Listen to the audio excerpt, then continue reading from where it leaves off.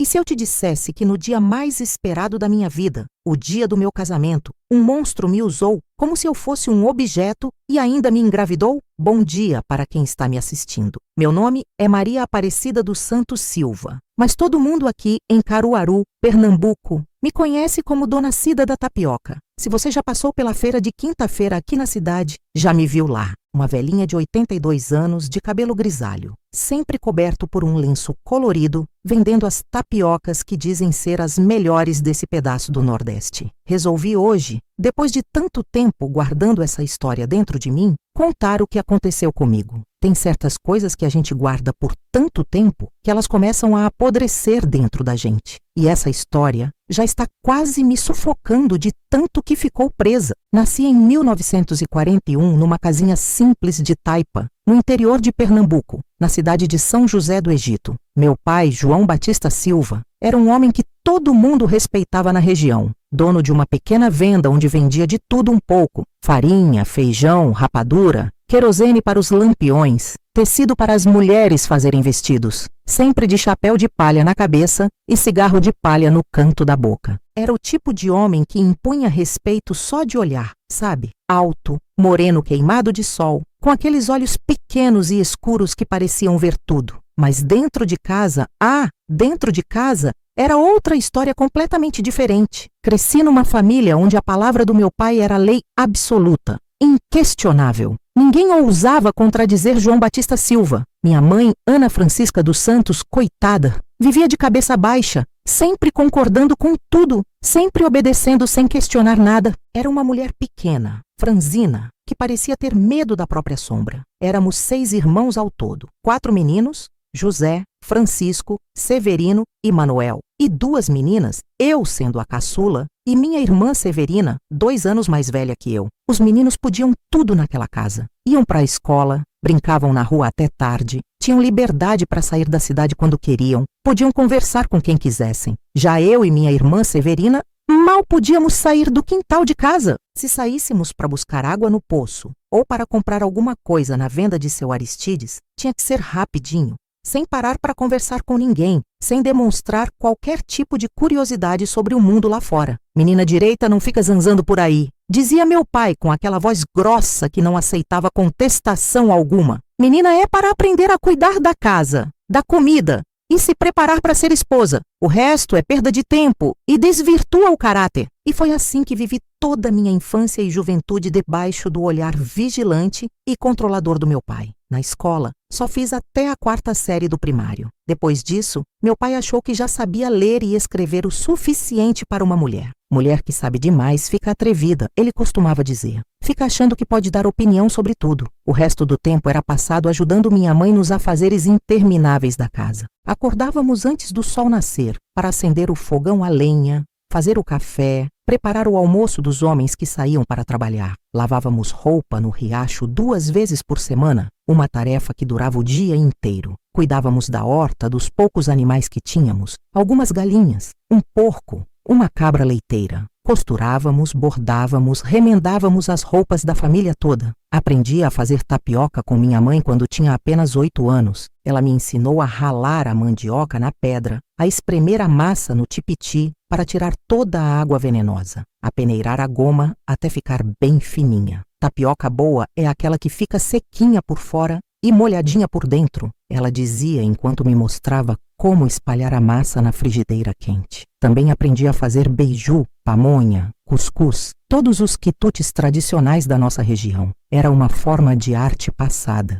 de mãe para filha, uma tradição que vinha das nossas avós e bisavós. Hoje, quando faço essas comidas na feira, sinto como se as mãos da minha mãe e da minha avó estivessem guiando as minhas. A vida na nossa casa era regida por regras rígidas e silêncios pesados. Meu pai controlava cada centavo que entrava, cada movimento que fazíamos, cada palavra que saía das nossas bocas. Minha mãe Ana nunca podia comprar nada sem a permissão expressa dele. Nós, meninas, nem podíamos conversar com os vizinhos na porta de casa, muito menos com rapazes da nossa idade. Se meu pai chegasse em casa e visse qualquer coisa que não gostasse, qualquer sinal de desobediência ou desrespeito, o pau comia solto. Ele tinha um cipó pendurado na parede da sala, que usava para nos corrigir como ele dizia. Era um cipó grosso, que ele mesmo tinha cortado de uma árvore do quintal e preparado especialmente para esse fim. Lembro muito bem de uma vez que minha irmã Severina,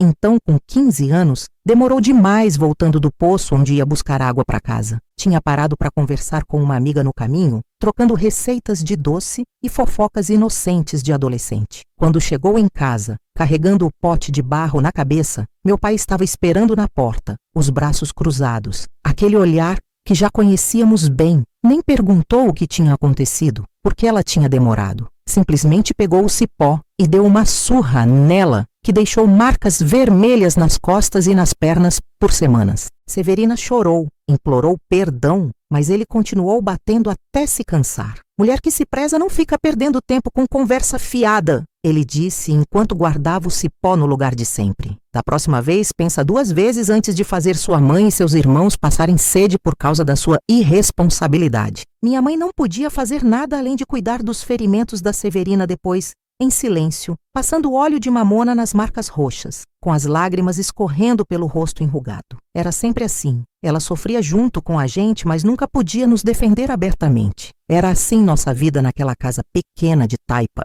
com chão de barro batido e teto de palha. Um silêncio pesado, opressor, quebrado apenas pelas ordens secas do meu pai e pelo barulho dos nossos pés descalços, correndo para obedecer. Eu sonhava constantemente em sair dali, em ter uma vida diferente, mas não via como isso seria possível. Mulher solteira não saía da casa dos pais naquela época, a não ser para casar. E mesmo casada, passava do domínio do pai para o domínio do marido. Se você está gostando da minha história, aproveita para se inscrever no canal, deixar seu like e comentar aqui embaixo de que cidade você está me assistindo. Uma velha curiosa como eu fica feliz em saber até onde minha voz pode chegar nesse tal de internet. E tem sorteio rolando, viu? Quem comentar e seguir o canal pode ganhar um kit das minhas tapiocas especiais que envio para os 4 cantos desse Brasil querido. Mas vamos voltar para a história, que o negócio ainda vai esquentar muito e você precisa saber como conseguir sair dessa vida de sofrimento. Acho que foi por isso que, quando conheci Antônio Carlos dos Santos, aos 17 anos, me apaixonei tão rápido e de forma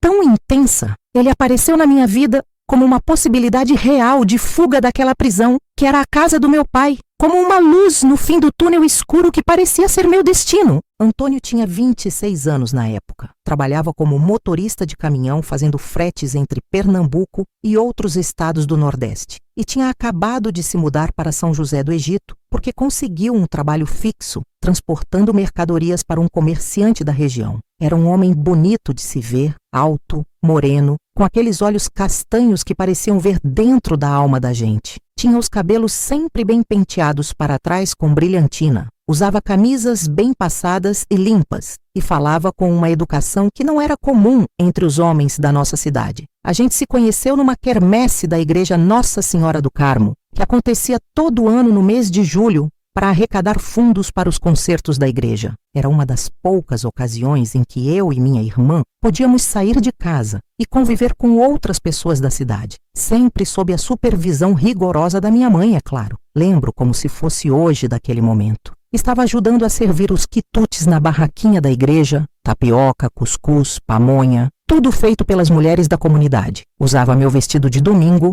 azul claro, com pequenas flores brancas, que minha mãe tinha costurado especialmente para a ocasião. Meu cabelo estava preso num coque baixo, como mandava a tradição para moças solteiras. Foi quando ele se aproximou da barraquinha onde eu estava. Parou bem na minha frente, me olhou bem nos olhos com aquele sorriso que fazia covinhas aparecerem no rosto e disse: "A comida deve estar tão gostosa quanto a cozinheira é bonita." Fiquei vermelha que nem um pimentão maduro, mas senti algo diferente naquele dia. Um friozinho na barriga que nunca tinha sentido antes. Era como se o mundo tivesse ficado mais colorido de repente, como se as flores da festa tivessem cheiro mais forte, como se até o vento trouxesse promessas de felicidade que eu nem sabia que existiam. "O senhor quer experimentar alguma coisa?" Perguntei com a voz trêmula, tentando não demonstrar o nervosismo que estava tomando conta de mim. Era a primeira vez na vida que um homem bonito assim falava comigo. Me olhava como se eu fosse especial. Quero experimentar essa tapioca que deve estar uma delícia,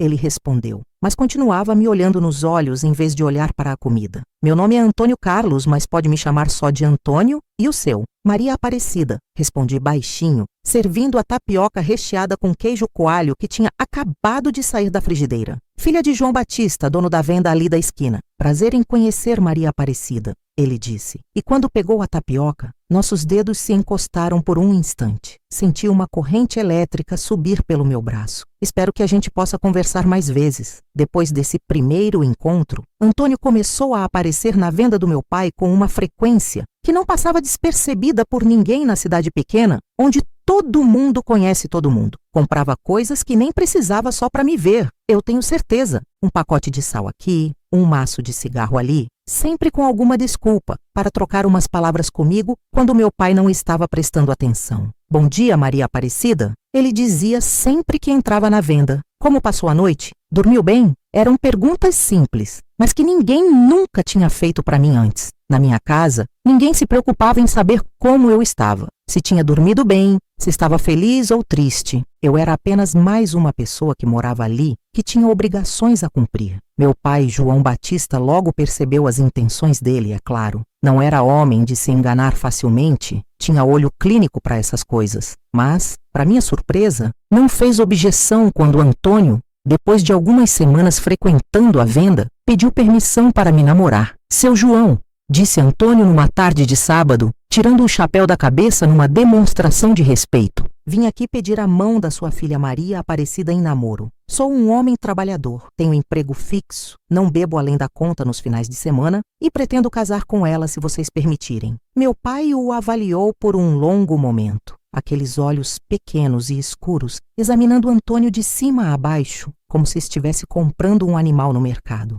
Finalmente, assentiu com a cabeça. Está bem, disse meu pai, mas vai ser namoro vigiado, como manda essa tradição. Nada de ficarem sozinhos, nada de conversa à toa. E se eu descobrir qualquer coisa que não gosto, o namoro acaba na mesma hora. Na verdade, acho que meu pai até ficou aliviado com o pedido de Antônio. Uma filha casada era uma boca a menos para alimentar, uma preocupação a menos para ele, e ainda por cima, com um homem que tinha emprego fixo e parecia sério. Além disso, eu já estava com 17 anos, idade em que as moças da nossa região já começavam a ser consideradas encalhadas se não arrumassem pretendente. Esse aí presta, ouvi meu pai comentar com minha mãe numa das poucas vezes que os vi conversando sobre o assunto. Tem trabalho, não bebe além da conta, trata todo mundo com respeito. Melhor entregar a menina para ele do que ficar sustentando ela aqui, até ficar velha e virar peso morto na família. Foi assim que meu namoro com Antônio começou oficialmente. Sempre vigiado,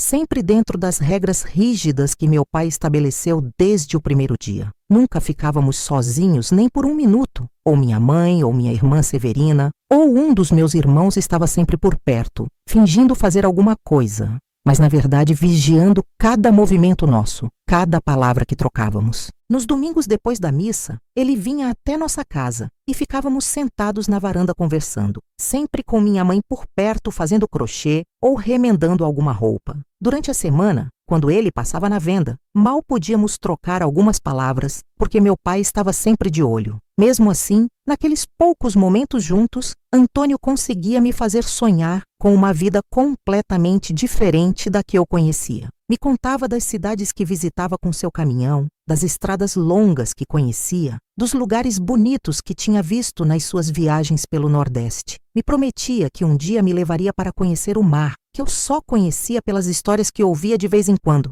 Maria Aparecida, ele dizia baixinho quando ninguém estava prestando atenção, aproveitando os momentos em que minha mãe saía para buscar água ou para alimentar as galinhas. Você merece mais do que essa vidinha aqui. Comigo você vai conhecer o mundo, vai ser tratada como uma rainha, vai ter sua própria casa para cuidar. E eu acreditava em cada palavra que saía da boca dele. Acreditava com toda a força do meu coração jovem e inexperiente, com toda a fome de liberdade que eu sentia. Via em Antônio não apenas um homem que me amava, mas a chave para uma vida de liberdade, de respeito, de dignidade que eu nem sabia que era possível. Se você também já se apaixonou por alguém que representava uma esperança de vida melhor, Comente aqui embaixo. O amor às vezes chega na nossa vida como uma luz no fim do túnel. Nosso noivado foi anunciado oficialmente depois de 6 meses de namoro, numa cerimônia simples na igreja Nossa Senhora do Carmo, na presença das 2 famílias e de alguns amigos mais próximos. Antônio tinha juntado um dinheirinho que vinha guardando há anos e conseguiu dar entrada numa casinha simples na cidade vizinha, Flores,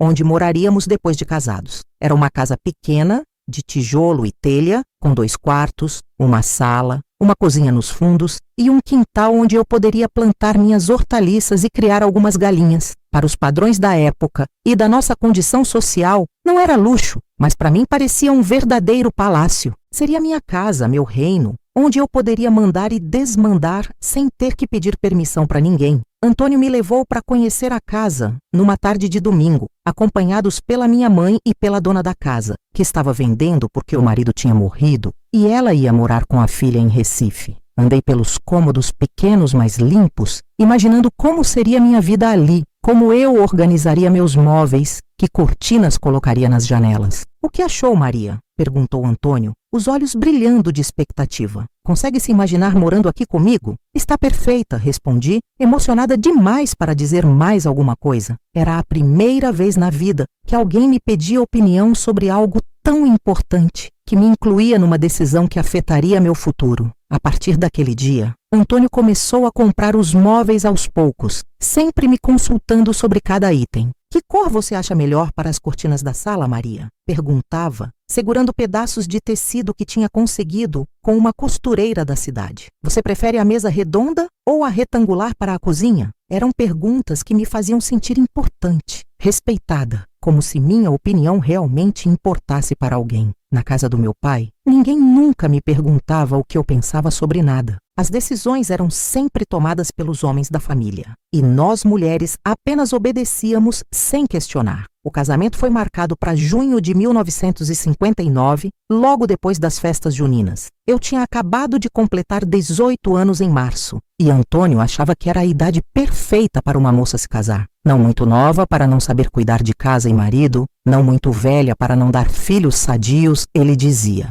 repetindo a sabedoria popular da nossa região. Nos meses que antecederam o casamento, mal conseguia dormir direito de tanta ansiedade. Era uma mistura estranha de medo e expectativa que me deixava o estômago embrulhado quase o tempo todo. Medo do desconhecido, da responsabilidade de ser esposa, dos mistérios da vida íntima sobre os quais ninguém falava abertamente, mas também uma expectativa imensa de finalmente sair da casa do meu pai, de ser dona do meu próprio nariz, de poder respirar sem aquela sensação constante de sufocamento. Minha mãe Ana começou a me ensinar as últimas coisas que uma noiva precisava saber, como lavar e passar roupa de homem, como temperar a comida do jeito que marido gosta, como economizar nos gastos da casa para o dinheiro render até o final do mês. Eram conversas sussurradas longe dos ouvidos do meu pai, sempre acompanhadas de conselhos sobre como ser uma boa esposa. Homem gosta de casa sempre limpa, comida no ponto, e mulher que não reclama de nada. Ela dizia,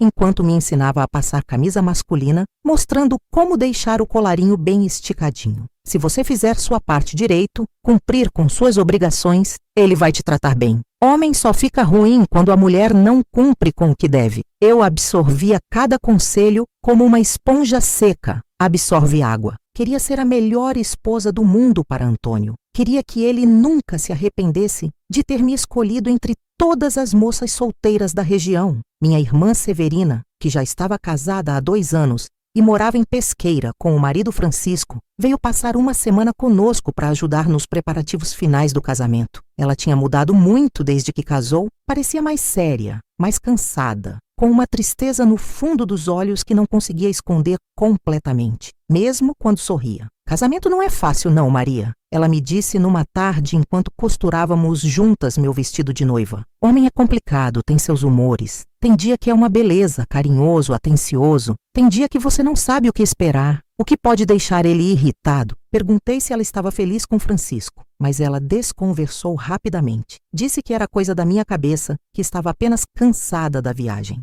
Mas eu vi nos olhos da minha irmã algo que me deixou inquieta, uma sombra de medo que não soube identificar direito na época, mas que ficou gravada na minha memória. Na véspera do casamento, organizamos uma pequena celebração em casa. Nada muito elaborado porque éramos pobres, afinal. Apenas um jantar com a família mais próxima e alguns vizinhos que tinham amizade com nossos pais. Matamos 2 galinhas gordas que estávamos engordando há meses, especialmente para a ocasião. Fizemos feijão com costela de porco, farofa de farinha de mandioca, macaxeira cozida com manteiga e um doce de mamão com coco que minha mãe fazia como ninguém. Antônio não pôde comparecer à festa porque tinha ido buscar o terno emprestado de um primo que morava em Garanhuns. Voltaria apenas na manhã seguinte, a tempo para a cerimônia na igrejinha, às 10 horas da manhã. Era tradição o noivo não ver a noiva no dia anterior ao casamento. Dava azar, diziam as mulheres mais velhas, podia atrapalhar a felicidade do casal. A casa estava mais cheia e animada do que jamais tinha ficado. Minhas tias Conceição e Luzia vieram do sítio e ajudavam nos últimos preparativos, costurando os últimos detalhes no meu vestido de noiva. Era um vestido simples, mas bonito, de algodão branco, com mangas compridas e gola alta,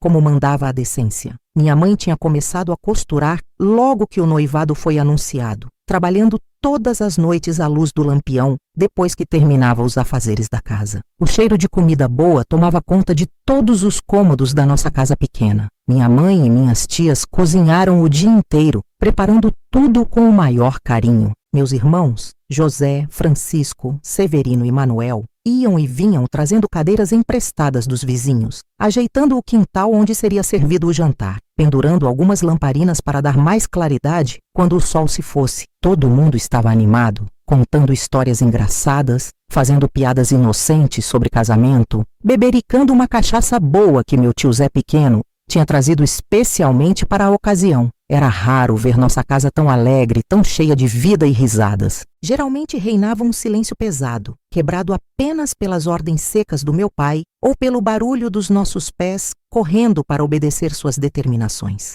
Em meio a toda aquela agitação festiva, meu pai João Batista estava estranhamente quieto e observador. Sentado na sua cadeira de balanço favorita na varanda, fumava seu cigarro de palha de sempre e observava toda a movimentação com um olhar que eu não conseguia decifrar direito. De vez em quando, nossos olhos se cruzavam por acaso, e eu sentia um arrepio estranho percorrer minha espinha, uma sensação de desconforto que não sabia explicar. Havia algo diferente nele naquela noite, algo que me deixava inquieta, sem eu saber exatamente por quê. Talvez fosse apenas a emoção de ver a filha caçula se casando, pensava eu tentando me tranquilizar. Talvez fosse uma saudade antecipada, a melancolia de quem sabe que as coisas nunca mais serão iguais. Mas havia algo mais, algo no jeito como ele me olhava que me fazia querer desviar os olhos sempre que nossos olhares se encontravam. Se você já sentiu que algo estava para mudar completamente na sua vida, comente aqui embaixo. Às vezes nosso coração pressente o que está por vir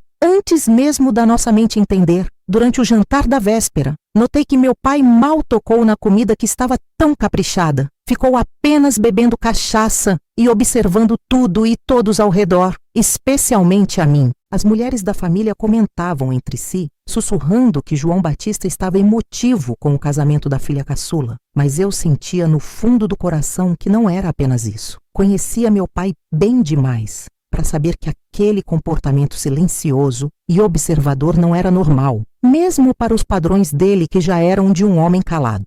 Ele tinha uma forma de olhar para mim naquela noite que me deixava extremamente desconfortável. Era um olhar diferente, mais intenso, mais demorado do que o habitual. Cada vez que eu levantava os olhos e o via me encarando, sentia um nó no estômago que não conseguia explicar. Era como se ele estivesse avaliando alguma coisa, planejando alguma coisa que eu não conseguia imaginar o que poderia ser. Quando todos os convidados finalmente foram embora e a casa retornou ao silêncio da noite, senti um alívio estranho misturado com uma ansiedade que não sabia de onde vinha. A festa tinha sido boa, todo mundo tinha se divertido, mas eu estava exausta de fingir alegria, quando na verdade estava nervosa demais para sentir qualquer coisa além de ansiedade. Minha mãe e minhas tias ficaram na cozinha terminando de lavar a louça e guardar os restos da comida. Meus irmãos foram dormir cedo, porque tinham que acordar antes do sol para ajudar nos preparativos finais do casamento. A casa foi ficando quieta aos poucos, com apenas o barulho das vozes baixas das mulheres na cozinha e o som dos grilos no quintal. Fui para o pequeno quarto que dividia com minha irmã Severina, desde que ela tinha voltado para ajudar com o casamento. Ela já estava casada há 2 anos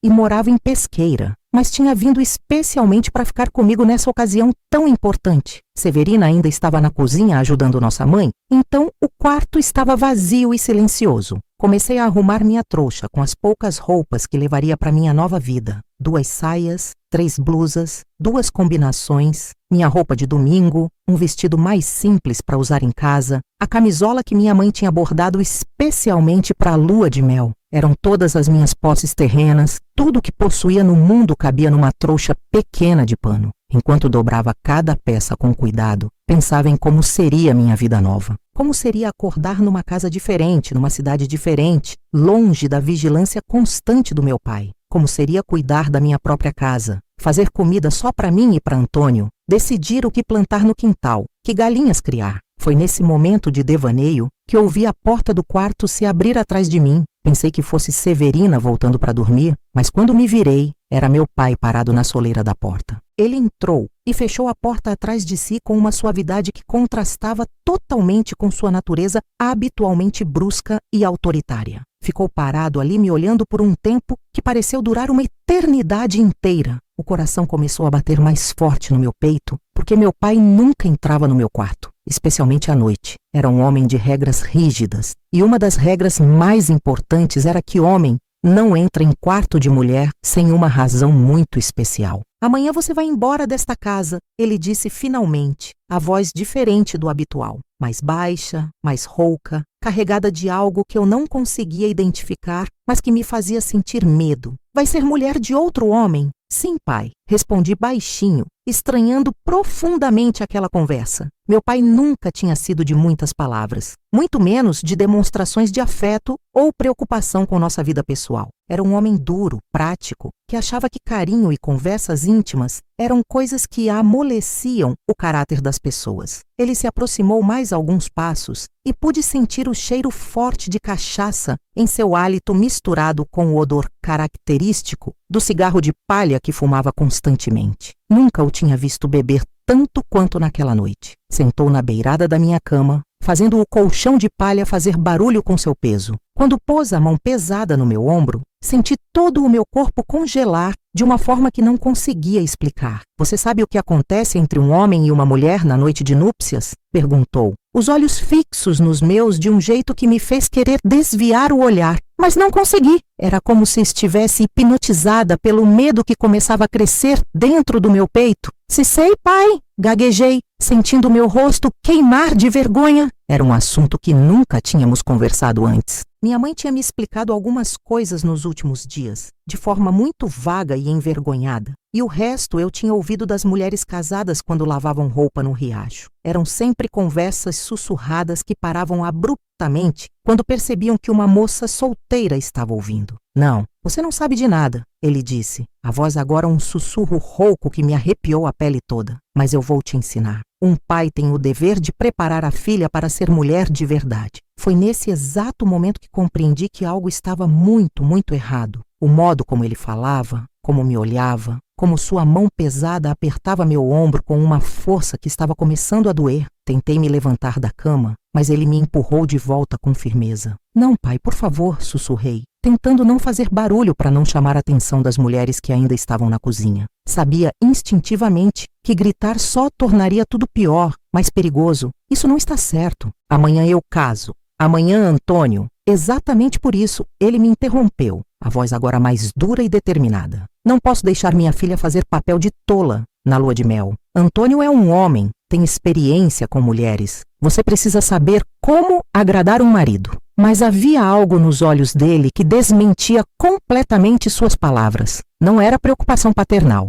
Não era amor de pai querendo proteger a filha. Era algo muito mais escuro, muito mais doentio. Era o olhar de um predador que finalmente tinha conseguido encurralar sua presa depois de tanto tempo esperando a oportunidade certa. O que aconteceu nos minutos seguintes foi o pesadelo mais longo e terrível da minha vida inteira. Um pesadelo que se repetiria na minha cabeça por décadas, que me acordaria no meio da noite gritando, que me faria ter medo de escuro pelo resto da vida. A mão pesada e calejada tampando minha boca com força, para que eu não conseguisse gritar, abafando meus soluços desesperados e meus pedidos mudos de socorro. O peso esmagador do corpo dele sobre o meu, me pressionando contra o colchão velho até eu mal conseguir respirar. A dor física lancinante que atravessou meu corpo, como se estivessem enfiando facas na minha carne. E pior que tudo isso, muito pior, a dor da alma. A sensação de que algo fundamental dentro de mim estava sendo destroçado para sempre. As lágrimas escorriam silenciosamente pelo meu rosto, molhando a mão que ele mantinha pressionada sobre minha boca. Implorava mentalmente a Deus que aquilo acabasse logo, que fosse apenas um pesadelo horrível do qual eu acordaria em breve. Mas a dor era real demais. O cheiro de cachaça e suor era real demais. O peso do corpo dele esmagando o meu era terrível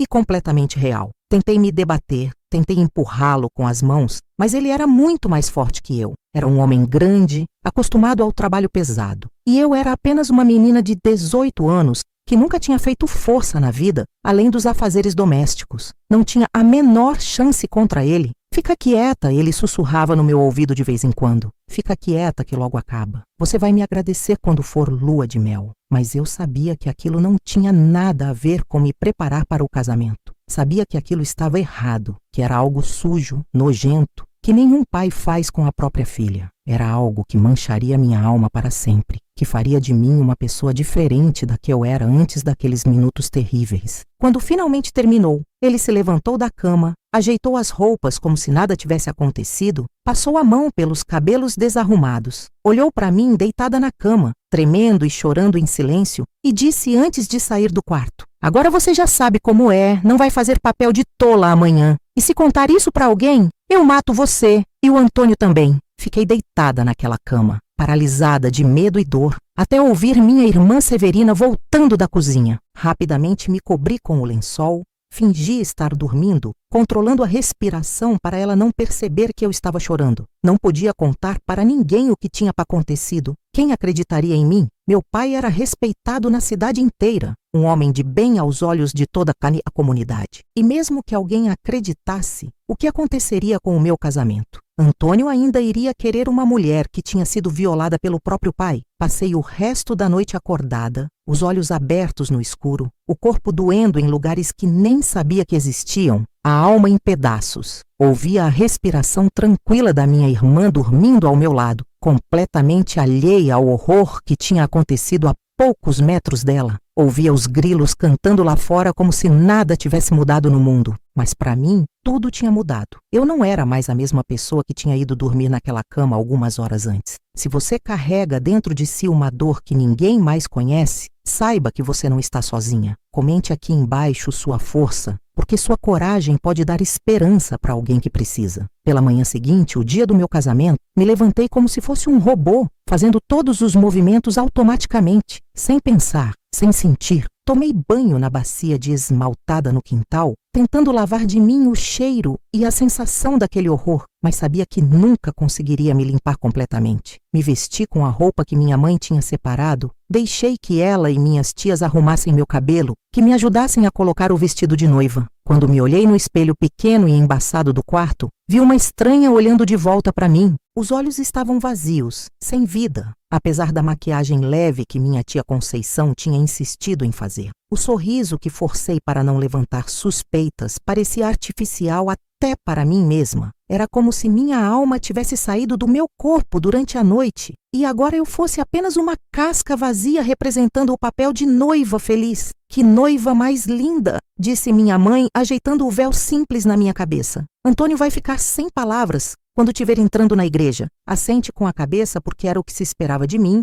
mas as palavras não significavam nada. Nada significava nada naquele momento. Era como se o mundo tivesse perdido todas as cores, todos os sons, todos os sentimentos. Meu pai apareceu na porta do quarto, vestido com seu terno de domingo, o mesmo que usava para ir às poucas festas importantes da cidade. Estava sóbrio agora, com os cabelos penteados, parecendo exatamente o homem respeitável que toda a cidade conhecia. Quando nossos olhos se encontraram, ele me olhou com uma tranquilidade assustadora, como se nada tivesse acontecido entre nós algumas horas antes. Está na hora, disse simplesmente. O carro já chegou. Era um carro emprestado do patrão de Antônio. Um Ford velho, mas bem cuidado, que nos levaria até a igreja. Na época, era um luxo imenso para uma família como a nossa ter um carro no dia do casamento. Normalmente iríamos a pé ou de charrete. Caminhei até aquele carro e depois até o altar da igreja como uma sonâmbula. Via tudo acontecendo como se estivesse assistindo à vida de outra pessoa, como se fosse um sonho confuso do qual não conseguia acordar. Vi Antônio me esperando no altar,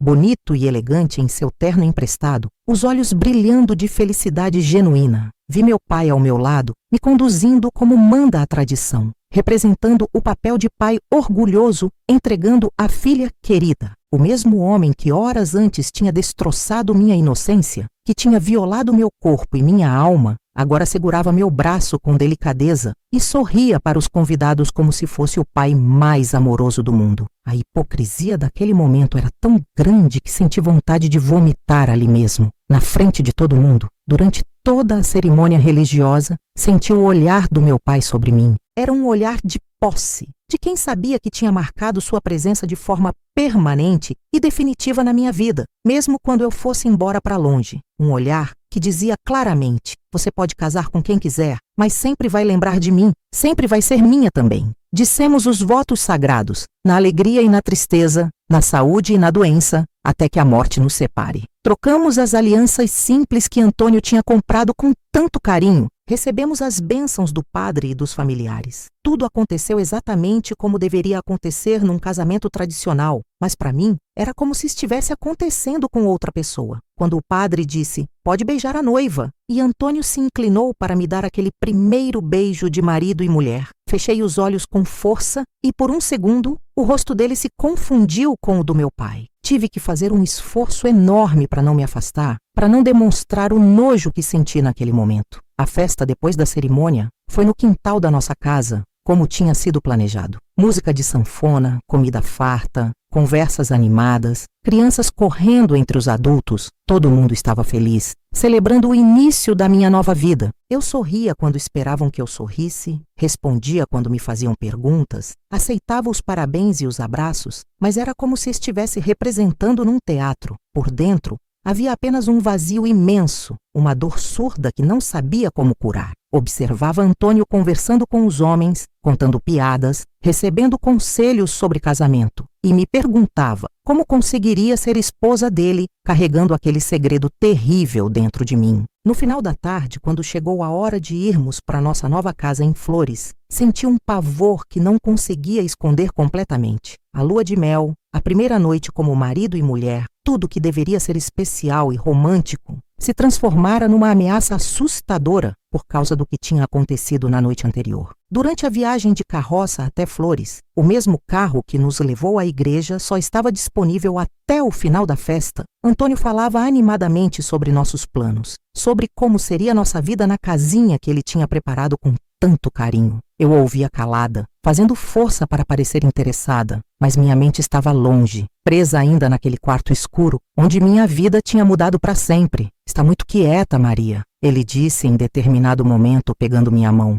Está nervosa? É normal ficar nervosa no dia do casamento. Só estou cansada, menti forçando um sorriso. Foi um dia muito longo. Logo chegaremos em casa, ele disse, apertando minha mão carinhosamente. Nossa casa. Naquela noite, no pequeno quarto da nossa nova casa, quando Antônio tentou me tocar com todo o carinho e respeito de um marido apaixonado, meu corpo inteiro travou. Não consegui explicar para ele o porquê. Não consegui dizer que cada toque me lembrava do horror da noite anterior. Apenas comecei a chorar convulsivamente, soluços que saíam do fundo da alma e que assustaram Antônio. O que foi, meu amor? Ele perguntava desesperado, sem entender o que estava aqui acontecendo. Fiz alguma coisa errada? Te machuquei de alguma forma? Não, chorei entre soluços. Não é você. Só estou muito nervosa, muito assustada. Preciso de tempo para me acostumar. Antônio, sendo o homem bom e compreensivo que era, respeitou minha necessidade. Dormimos apenas de mãos dadas naquela primeira noite e nas noites seguintes também. Ele nunca me pressionou, nunca me forçou a nada. Sempre esperou eu estar pronta. Foi só depois de quase um mês que consegui deixar que ele me tocasse como marido. E mesmo assim, eu fechava os olhos com força e tentava não pensar em nada, tentava não lembrar. Mas era impossível esquecer. O rosto do meu pai se sobrepunha ao de Antônio. As sensações se confundiam e eu tinha que fazer um esforço imenso para não empurrar meu marido e sair correndo. Nossa vida de casados começou assim, com esse segredo terrível envenenando tudo entre nós. Embora Antônio não soubesse de nada. Ele viajava muito com o caminhão. Às vezes ficava semanas inteiras fora, fazendo fretes entre cidades. Eu ficava sozinha na nossa casinha, tentando construir alguma normalidade, tentando esquecer, tentando ser a esposa que ele merecia. Aos poucos, fui me adaptando ao meu novo papel. Aprendi a sorrir quando ele chegava das viagens, a esconder minha tristeza profunda, a corresponder às suas demonstrações de afeto,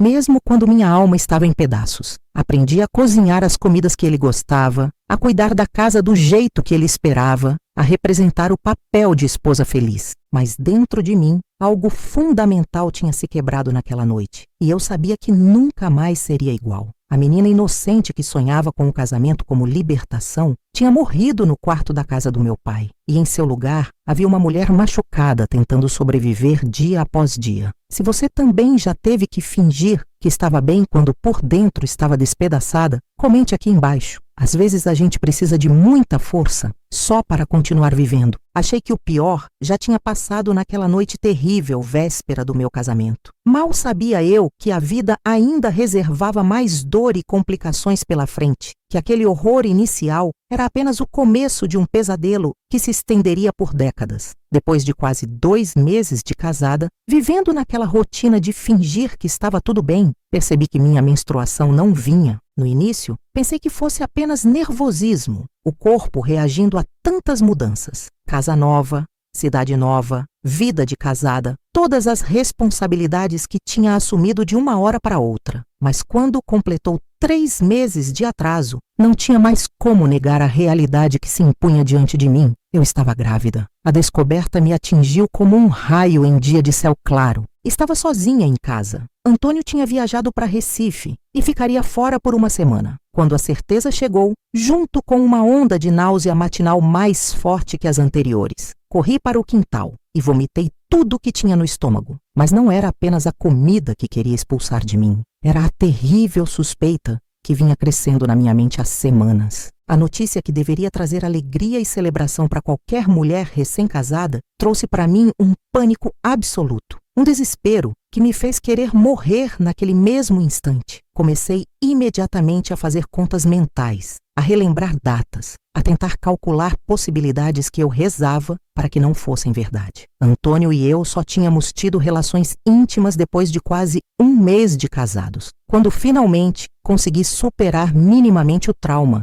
e permitir que ele me tocasse. Antes disso, durante todo aquele primeiro mês, eu tinha conseguido adiar a consumação do casamento com desculpas de nervosismo e medo virginal, que ele respeitou com toda a paciência do mundo. Mas antes do nosso casamento, antes de qualquer intimidade com meu marido, havia acontecido aquela noite horrível com meu pai. E fazendo as contas, todas as contas levavam à mesma conclusão aterrorizante. A criança que crescia dentro de mim não era de Antônio, era filha do meu próprio pai. O desespero que se apoderou de mim naquele momento foi como um fogo, destruindo palha seca. Sentei no chão do quintal e chorei até não ter mais lágrimas, até ficar apenas os soluços secos que rasgavam minha garganta. A criança que deveria ser bênção era, na verdade, a prova viva do meu tormento, uma lembrança permanente do pior momento da minha vida. Naquela época, em 1959, no interior de Pernambuco, não existiam os exames sofisticados que fazem hoje para determinar a paternidade de uma criança.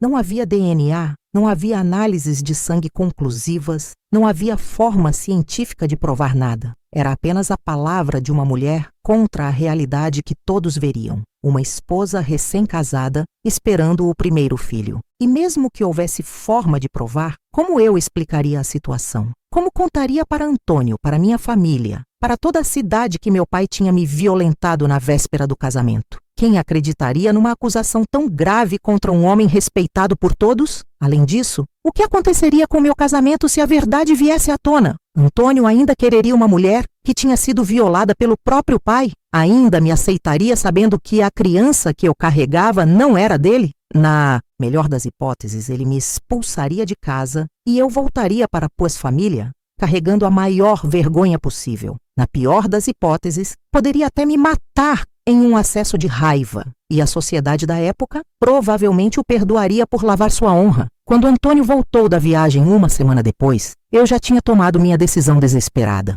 Faria o que milhares de mulheres antes de mim fizeram quando encurraladas pelo destino e pelas circunstâncias. Engolir o choro, engolir a verdade e seguir em frente fingindo que tudo estava normal. Esperei ele chegar, tomar banho, comer a janta que preparei com carinho especial. Esperei ele relaxar na nossa salinha pequena, contando sobre a viagem, sobre as estradas que percorreu, sobre as cidades que conheceu. Só então, quando o vi tranquilo e receptivo, consegui reunir coragem para dar a notícia. Antônio, comecei com a voz trêmula. Preciso te contar uma coisa importante. O que foi, meu amor? Ele perguntou imediatamente atento, talvez percebendo pela minha expressão que era algo sério. Aconteceu alguma coisa enquanto eu estava fora? Estou esperando um bebê, disse finalmente, as palavras saindo com dificuldade da minha garganta. O que aconteceu depois foi uma das cenas mais dolorosas da minha vida. Antônio literalmente explodiu de felicidade. Saltou da cadeira, me pegou no colo,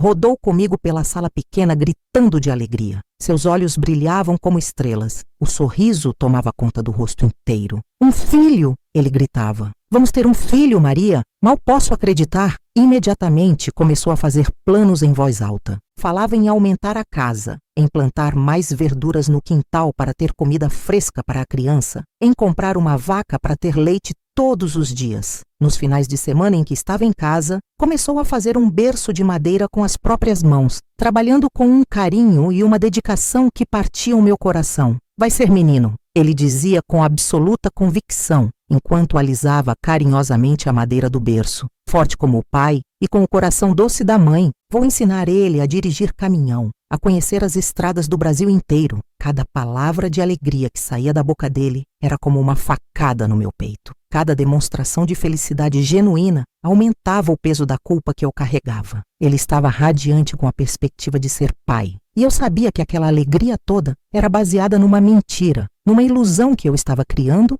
e alimentando. A culpa me corroía por dentro como ácido, mas o medo era ainda maior que a culpa. Se contasse a verdade, perderia tudo o que tinha conquistado. Meu casamento, meu lar, minha dignidade, minha chance de ter uma vida diferente da que tive na casa do meu pai. Na melhor das hipóteses, Antônio me mandaria embora e eu voltaria para casa carregando a maior vergonha que uma mulher podia carregar naquela época. Na pior das hipóteses, ele poderia ter uma reação violenta que resultasse na minha morte. Então tomei a decisão que mudaria o resto da minha vida. Fiz o que muitas mulheres desesperadas antes de mim fizeram quando encurraladas pelo destino. Engoli o choro, engoli a verdade e segui em frente carregando aquele segredo como uma pedra no peito. Fingi que a gravidez era motivo apenas de alegria. Aceitei todos os parabéns dos vizinhos quando a notícia se espalhou pela cidadezinha. Ouvi com um sorriso forçado os conselhos das mulheres mais velhas sobre como cuidar de bebê, sobre o que comer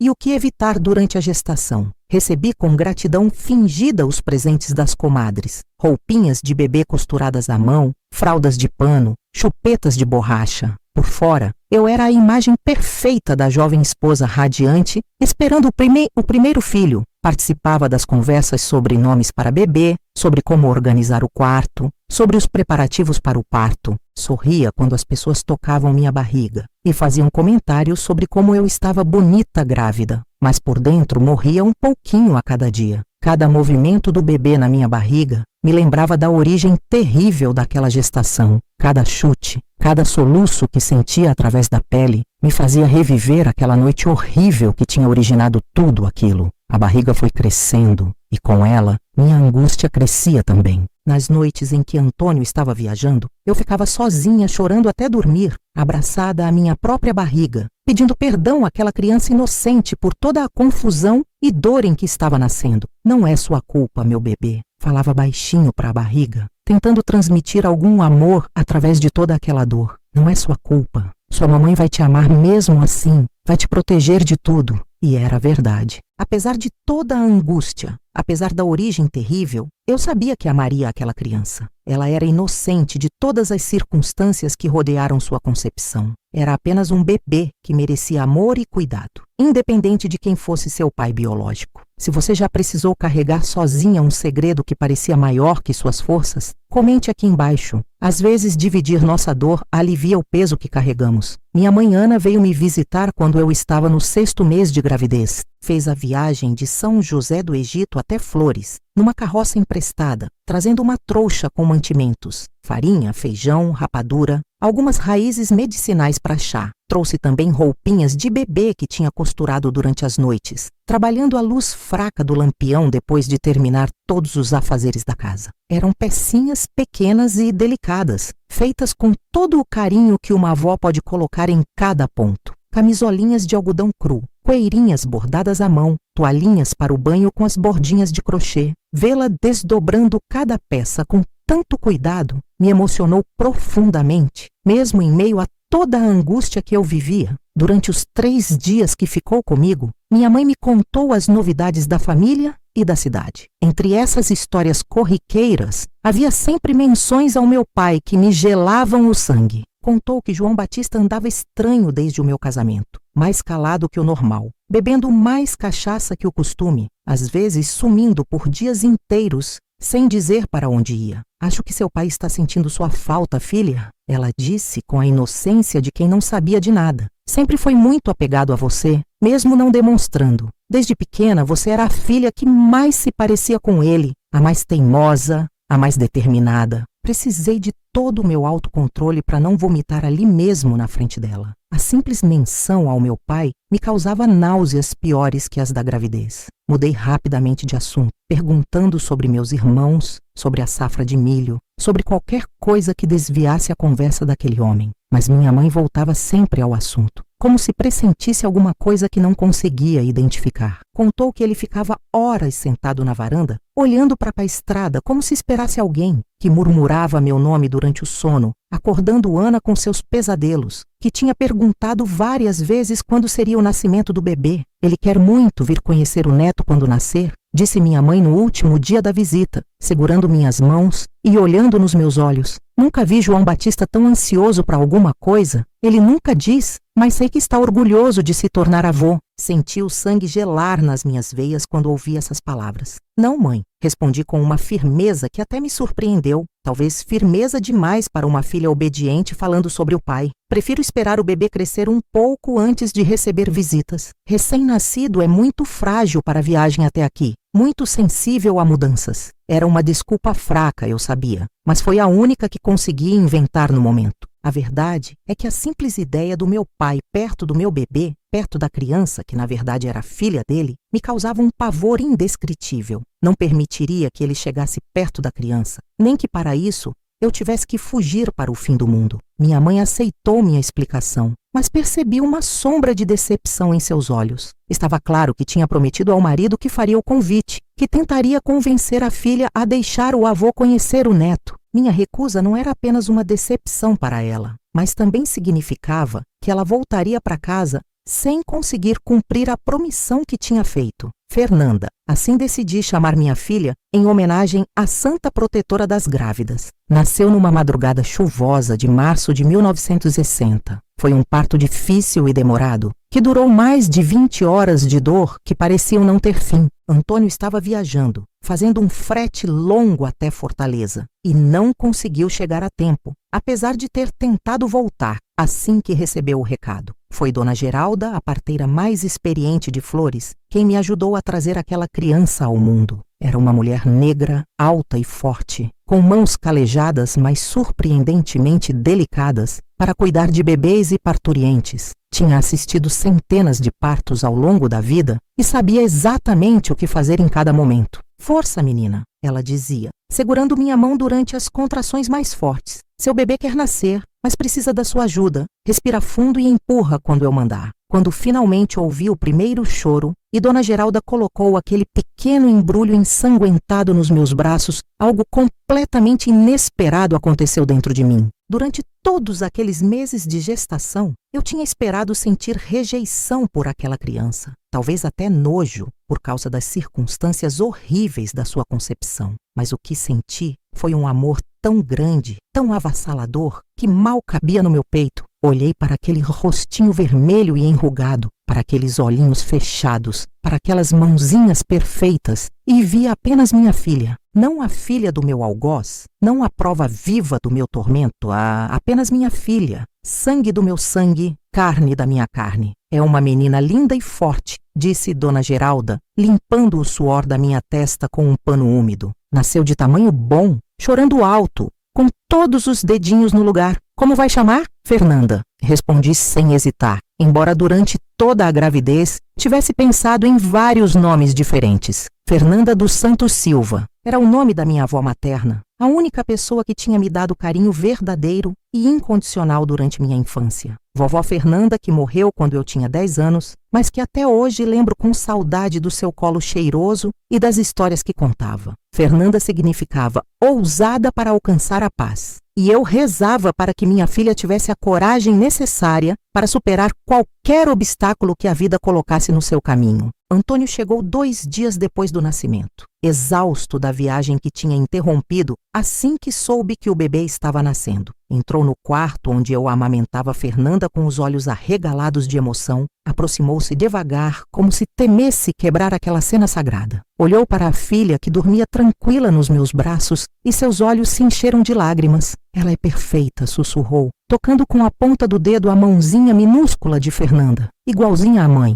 "Olha só esse narizinho, essa boquinha. É você em miniatura, Maria." Agradeci a Deus naquele momento porque Fernanda tinha puxado completamente a mim em aparência. Tinha meus olhos, meu nariz, meu formato de rosto. Nada nela denunciava sua verdadeira origem paterna. Era um pequeno milagre em meio ao pesadelo que eu ainda vivia. Uma bênção que me permitiria manter o segredo por mais tempo. Os primeiros meses com Fernanda foram de adaptação completa à nova rotina. Antônio conseguiu reduzir as viagens por um tempo, ficando mais em casa para me ajudar com o bebê. Era um pai completamente dedicado e apaixonado. Trocava fraldas sem reclamar. Levantava de madrugada quando a menina chorava, cantava cantigas de niná com sua voz desafinada, mas cheia de amor. Vendo Antônio cuidar de Fernanda com tanto carinho, muitas vezes me pegava pensando que, apesar de tudo, minha filha tinha sorte. Poderia não conhecer seu verdadeiro pai biológico, e isso era uma bênção disfarçada, mas tinha um pai de coração, um homem que a amava incondicionalmente e que seria para ela tudo que um pai deve ser. Ainda assim, vivia num estado constante de alerta. Cada carta que chegava da minha família me deixava nervosa. Cada viajante que vinha de São José do Egito me fazia temer que trouxesse notícias sobre meu pai. Sabia que mais cedo ou mais tarde ele tentaria vir conhecer a neta, e eu precisava estar preparada para impedir isso de qualquer forma. Se você já amou alguém desde o primeiro olhar, mesmo em meio às circunstâncias mais difíceis, comente aqui embaixo. O amor verdadeiro às vezes nasce nos momentos mais inesperados. Quando Fernanda completou 6 meses, aconteceu o que eu mais temia desde o dia do seu nascimento. Numa tarde quente de setembro, estava sozinha em casa. Antônio tinha saído para resolver uns problemas com o caminhão na oficina, quando ouvi passos pesados se aproximando da nossa porta. Olhei pela janela e senti o mundo desabar. Era meu pai, parado ali na nossa varanda pequena, com o mesmo chapéu de palha de sempre, o mesmo cigarro no canto da boca. Mas havia algo diferente nele. Estava mais magro, mais envelhecido, com mais rugas e cabelos brancos do que eu me lembrava. Os olhos, porém, continuavam os mesmos, frios, calculistas, com aquele brilho que eu conhecia bem demais e que me fazia tremer só de lembrar. Vim conhecer minha neta, disse simplesmente quando abri a porta, como se tivesse todo o direito do mundo de estar ali, como se fosse a coisa mais natural do mundo um avô visitar a neta. Fiquei completamente paralisada na porta, incapaz de convidá-lo para entrar, mas também incapaz de mandá-lo embora. Fernanda estava no berço improvisado na sala, dormindo tranquilamente após a mamada da tarde. Seu choro naquele exato momento, como se pressentisse o perigo, foi como um sinal divino, uma desculpa perfeita para me afastar dele. Ela acordou, murmurei, dando as costas para atender ao chamado urgente da minha filha. Peguei Fernanda no colo rapidamente, apertando-a contra o peito como se pudesse protegê-la apenas com a força do meu abraço desesperado. Quando me virei, meu pai já tinha entrado na casa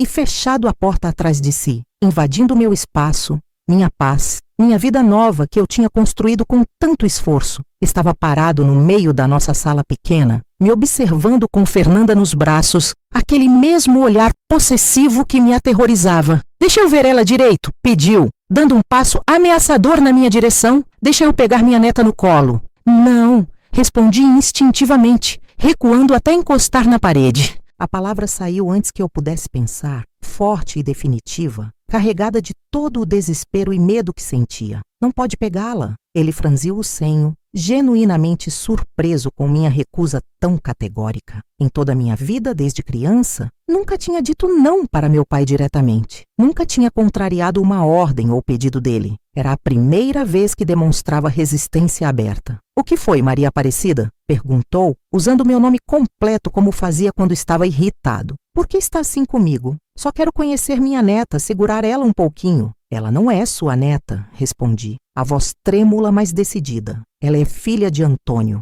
Não é nada sua. Naquele momento vi a compreensão atravessar seu rosto como um raio. Ele entendeu perfeitamente o que eu queria dizer. Entendeu que eu sabia que Fernanda era sua filha, não sua neta. Entendeu que eu estava conscientemente negando a ele qualquer direito sobre a criança. Seu rosto endureceu instantaneamente. Os olhos ficaram frios e ameaçadores, como eu nunca tinha visto antes. Cuidado com o que você diz, menina, ameaçou em voz baixa e perigosa. Algumas coisas é melhor deixar enterradas para sempre. Vá embora, pedi, sentindo as pernas fraquejarem, mas me mantendo firme diante dele. Vá embora agora e nunca mais volte aqui. Não quero você perto da minha filha. Nunca mais na vida. Ele me encarou por um longo momento tenso, como se avaliasse se valia a pena insistir ou não, se deveria usar força física para conseguir o que queria. Eu segurava Fernanda com tanta força que ela começou a chorar, sentindo minha tensão e meu medo. Finalmente, depois do que pareceu uma eternidade, ele colocou o chapéu de volta na cabeça e se dirigiu lentamente à porta. Mas antes de sair, virou-se uma última vez para me olhar com aqueles olhos frios. Você deve obediência ao seu pai, Maria Aparecida,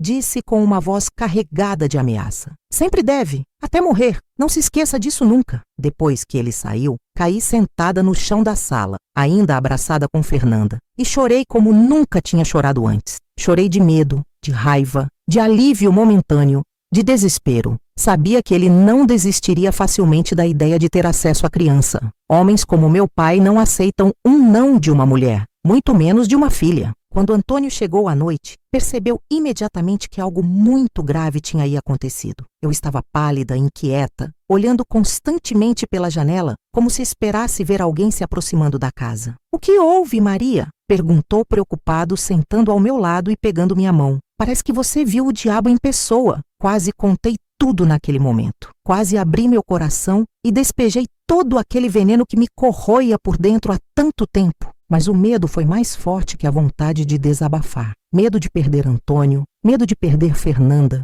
medo de destruir a família que estávamos construindo com tanto amor. Não foi nada demais, menti mais uma vez. Só estou cansada. Fernanda ficou muito inquieta hoje. Naquela noite não consegui pregar os olhos. Cada ruído da rua me fazia sobressaltar, imaginando meu pai tentando invadir nossa casa durante a madrugada. Nos dias seguintes, passei a viver em constante estado de alerta e paranoia. Não deixava Fernanda sozinha nem por um minuto sequer. Carregava-a comigo até para ir ao quintal estender as roupas no varal. Antônio notava meu comportamento estranho e preocupado, mas eu sempre atribuía ao cansaço normal de cuidar de um bebê pequeno. Você precisa descansar mais, Maria, ele dizia sempre. Deixa que eu fico com a Fernanda quando estou em casa. Você está se matando de tanto trabalho. E assim foram passando as semanas e os meses. Fernanda crescia forte e saudável, completamente alheia ao tormento constante da mãe. Começou a engatinhar, depois a dar os primeiros passos cambaleantes, a balbuciar as primeiras palavras. Papai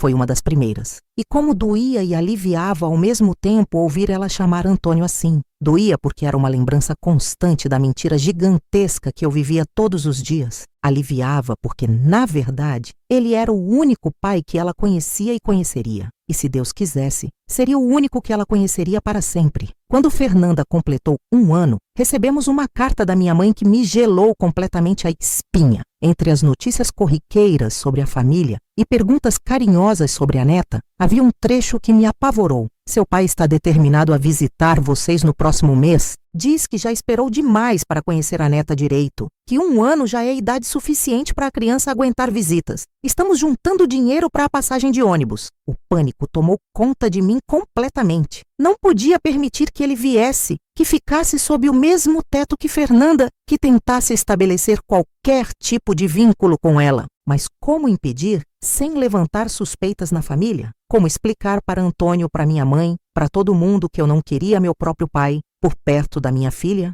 Foi então que tomei a decisão mais drástica da minha vida até aquele momento. Precisávamos nos mudar para longe, muito longe, para um lugar onde meu pai não pudesse nos encontrar facilmente. Sabia que seria difícil convencer Antônio. Ele tinha um bom emprego como motorista, conhecia todas as rotas da região. Tínhamos acabado de nos estabelecer naquela casa, mas eu estava completamente determinada. Se você já teve que tomar uma decisão difícil para proteger quem ama, comente aqui embaixo. Às vezes o amor nos obriga a fazer escolhas que parecem impossíveis. Naquela noite, quando Antônio chegou do trabalho, apresentei minha ideia como se fosse um sonho antigo que finalmente tinha coragem de compartilhar. Esperei ele jantar, tomar banho, relaxar na nossa salinha pequena. E só então comecei a conversa que mudaria completamente nossas vidas. Antônio, comecei com a voz cuidadosamente controlada. Tenho pensado muito numa coisa e queria conversar com você sobre isso. O que foi, meu amor? Ele perguntou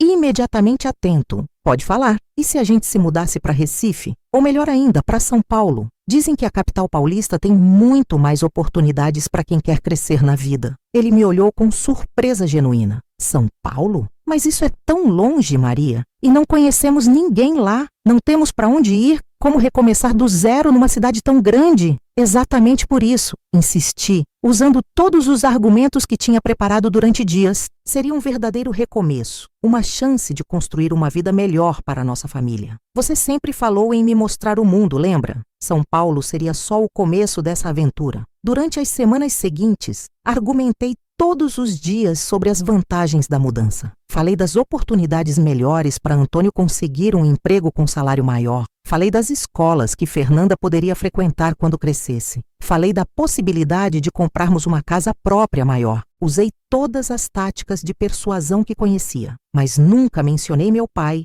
nunca mencionei medo, nunca dei o menor indício do verdadeiro motivo por trás daquela súbita vontade de mudar para tão longe. Era uma questão de sobrevivência manter o segredo, mesmo de Antônio. Finalmente, depois de muita insistência e muitas conversas, Antônio concordou com a mudança. Está bem, Maria, disse se rendendo às minhas argumentações. Se é isso que você quer, se acha que será melhor para nossa família, vamos tentar. Se não der certo, sempre podemos voltar. Escrevi para minha mãe no dia seguinte informando da mudança repentina. Disse que Antônio tinha conseguido uma proposta de emprego irrecusável em São Paulo através de um conhecido e que precisávamos nos mudar rapidamente. Pedi que ela avisasse meu pai que, infelizmente, a visita teria que ser adiada indefinidamente por causa da mudança urgente. Vendemos rapidamente o pouco que tínhamos. Alguns móveis, as galinhas do quintal, as ferramentas de Antônio. Juntamos nossas economias magras e em menos de um mês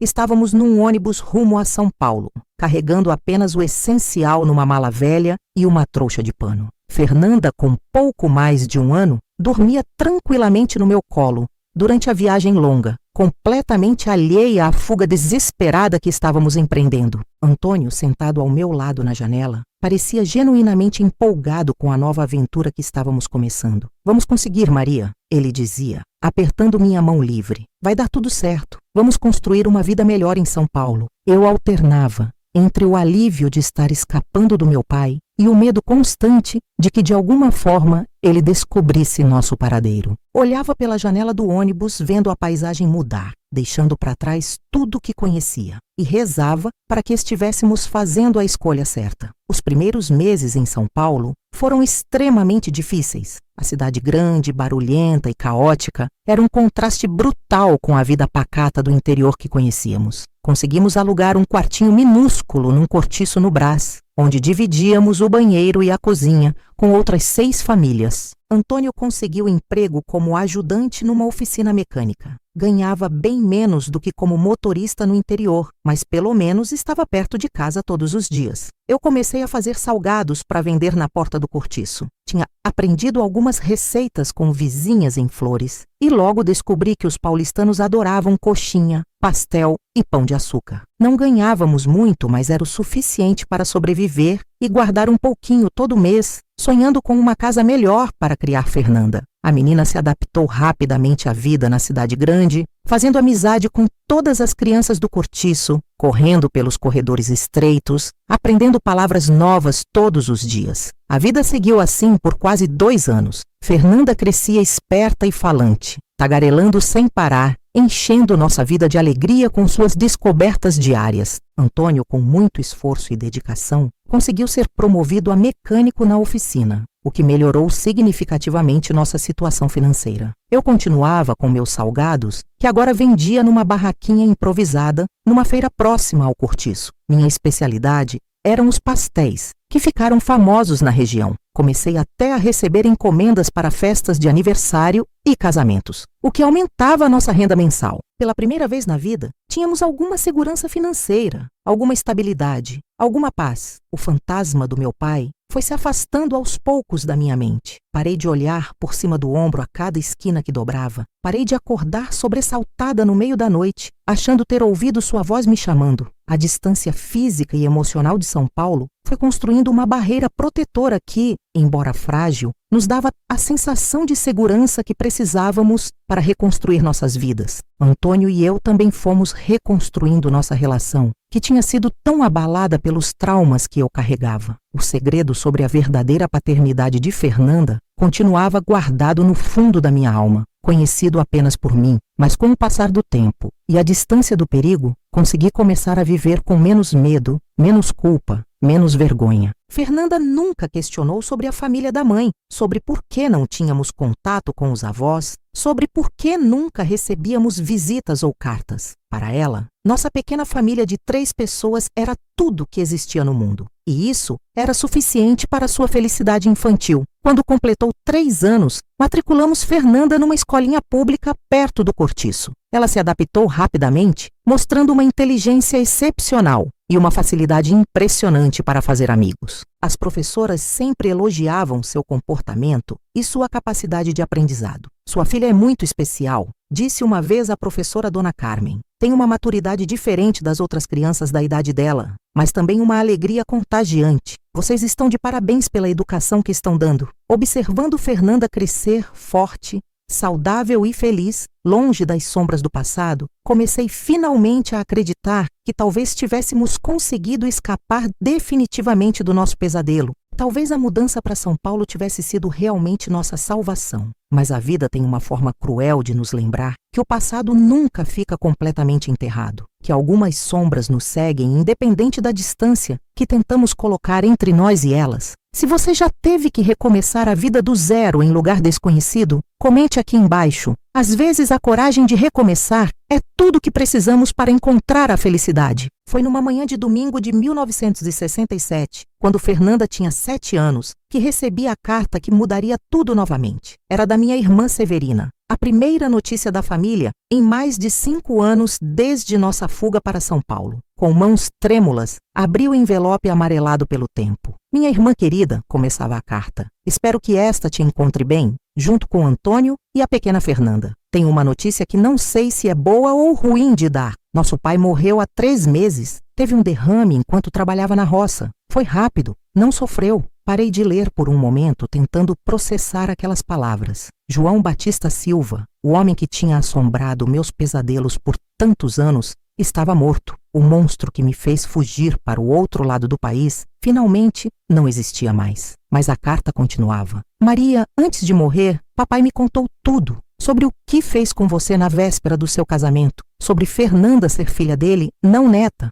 Não sei como carreguei esse peso sozinha por tanto tempo. Não sei se um dia você vai me perdoar por não ter te protegido, por não ter desconfiado de nada. As lágrimas começaram a escorrer pelo meu rosto enquanto continuava lendo. Minha irmã sabia. Finalmente, alguém da família conhecia a verdade que eu tinha carregado em silêncio todos aqueles anos. Mamãe não sabe de nada, e acho melhor assim. Ela já sofreu demais na vida, mas eu precisava te escrever, precisava te dizer que acredito em você, que sei que você é vítima, não culpada. Se puder, por favor, me escreva de volta. Sinto tanto sua falta. Quando Antônio chegou da padaria com Fernanda, que tinha ido buscar pão fresco para o café da manhã, mostrei a carta para ele. Leu em silêncio, o rosto ficando cada vez mais sério, conforme absorvia as informações. Então ele morreu, disse finalmente, olhando para mim. Como você se sente? Era uma pergunta difícil de responder. Não sentia alegria, mas também não sentia tristeza. Era mais um alívio profundo, como se um peso gigantesco tivesse sido tirado das minhas costas, depois de anos me curvando sob ele. Livre, respondi honestamente. Pela primeira vez em 8 anos me sinto realmente livre. Naquela noite, depois que Fernanda dormiu, contei para Antônio toda a história. Tudo que nunca tinha tido coragem de revelar. O estupro na véspera do nosso casamento, a descoberta da gravidez, a certeza de que Fernanda era filha do meu pai, os anos de medo e fuga. Antônio ouviu tudo em silêncio, às vezes pegando minha mão, às vezes passando o braço pelos meus ombros. Quando terminei, ele ficou um longo tempo sem falar, processando a magnitude do que tinha ouvido. Por que nunca me contou antes? Perguntou finalmente, sem raiva, apenas com uma tristeza profunda. Carregou esse fardo sozinha por tanto tempo. Tinha medo, confessei. Medo de que não acreditasse em mim. Medo de que me rejeitasse. Medo de perder você e Fernanda. Maria, ele disse, me olhando nos olhos. Você é a mulher mais corajosa que conheço. Sobreviveu a algo terrível. Protegeu nossa filha. Construiu uma vida nova com suas próprias mãos. Nada do que seu pai fez muda quem você é. Nada muda o amor que sinto por você. E Fernanda, perguntei, a voz tremendo, ela não é sua filha biológica? Fernanda é minha filha. Ele respondeu com firmeza absoluta. Biologia não faz família, amor faz. Criei ela desde bebê, ensinei ela a andar, a falar, consolei quando chorava. Sou o único pai que ela conhece e isso nunca vai mudar. Decidimos juntos que Fernanda nunca precisaria saber a verdade sobre sua origem. Que sentido faria carregar uma criança inocente com esse peso? Ela cresceria sabendo apenas que era amada, que tinha uma família que a protegia, que era querida exatamente como era. Os anos seguintes foram de verdadeira paz. Com a morte do meu pai, pude finalmente respirar sem medo. Voltamos a ter contato com minha família. Primeiro com Severina, depois gradualmente com meus irmãos. Minha mãe Ana veio nos visitar em São Paulo, quando Fernanda completou 10 anos, e foi um reencontro emocionante. Fernanda cresceu forte, inteligente, determinada. Formou-se professora, casou-se com um homem bom, teve 3 filhos lindos. Hoje é diretora de uma escola estadual e uma das pessoas mais respeitadas da comunidade onde mora. Nunca contamos a ela sobre sua verdadeira origem. E nunca contaremos. Alguns segredos são pesados demais para serem passados adiante. Alguns fardos morrem com quem os carregou. Antônio e eu vivemos juntos por mais 45 anos, até ele falecer peacativamente em 2010. Foi o amor da minha vida, o homem que me ensinou que era possível ser feliz depois do trauma, que a bondade existe mesmo em meio à maldade. Hoje, aos 82 anos, vendendo minhas tapiocas na feira de Caruaru, voltamos para o Nordeste quando nos aposentamos, olho para trás e vejo uma vida que teve momentos muito escuros, mas que também foi cheia de luz. Sobrevivi, protegi minha filha, Construí uma família baseada no amor, não no sangue. Provei para mim mesma que é possível recomeçar, que é possível ser feliz novamente, que nenhum monstro é grande demais quando temos coragem de enfrentá-lo. Se você chegou até aqui na minha história, obrigada por me ouvir. Se você também viveu com medo e ainda assim continua de pé, comente esta frase: eu também mereço viver sem medo. Seu comentário pode tocar o coração de outra mulher que ainda não se atreve a falar. Sua história, como a minha, também merece ser contada. E se esta história tocou você, te convido a comentar, se inscrever no canal e compartilhar este vídeo com quem precisa ouvir, porque ninguém deveria carregar sozinha um silêncio tão pesado. Este conteúdo é uma obra original, baseada em uma história real.